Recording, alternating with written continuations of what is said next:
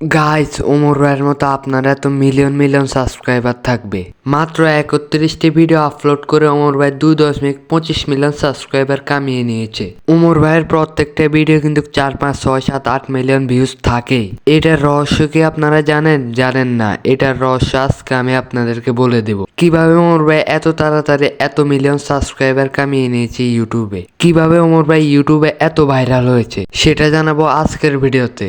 ওমর ভাইয়ের এই ভিডিওটা দেখুন, মাত্র 3.5 মিলিয়ন ভিউজ।